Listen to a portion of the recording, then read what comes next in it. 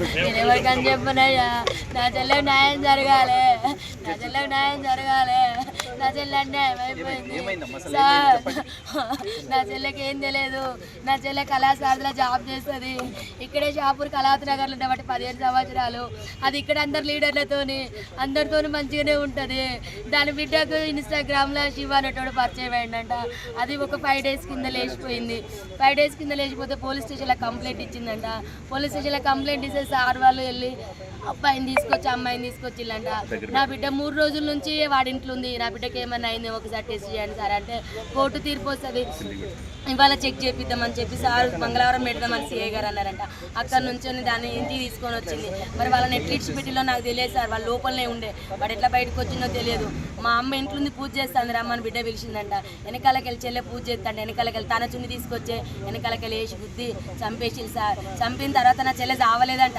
కొనుక్కుతో కొట్టుకుంటా అంటే మళ్ళీ పిలిచిందంట. వాడు పోయిన తర్వాత రా మా అమ్మ చచ్చిపోలేదు, చంపేసినాక మనం ఇద్దరు వెళ్ళిపోదాం రమ్మంటే వాడు మళ్ళీ వచ్చి సుత్తె కొట్టే సుత్తతోని కంతలు ముగ్గులు కొట్టి ఇవన్నీ గట్టిగా పిసికేసి ఇట్లా ఊరేసి కడుపులంతా గుద్దేసి చంపింది సార్. నా చెల్లె ముక్కు నుంచి బ్లడ్, నోటి నుంచి బ్లడ్, ఇల్లంతా పెలుగులాట చేసింది.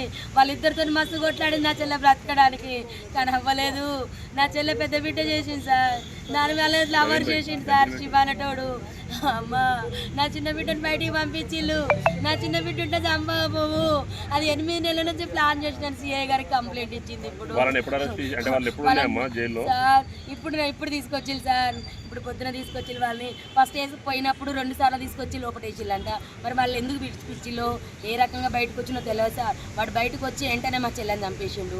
ఇంత దారుణమా, ఇంత మోసమా, ఇది అన్యాయం. న్యాయం కావాలి సార్ మా చెల్లెకు. ఇంత అన్యాయమైన పరిస్థితి తల్లికి రాలేదు. కేసంద్రం మండలం గ్రామం వినుగుర్తి సార్. మా దగ్గర అమ్మ కళాశారదిలో జాబ్ చేస్తుంది సార్. ఇక్కడ కళావతి నగర్లో కళాశారదిలో జాబ్ చేస్తుంది. అమ్మ మహిళా మండలిలో పనిచేస్తుంది. సాకలైలమ్మ మన్మరాలని ఆమె ఉద్యమాలు చేస్తుంది.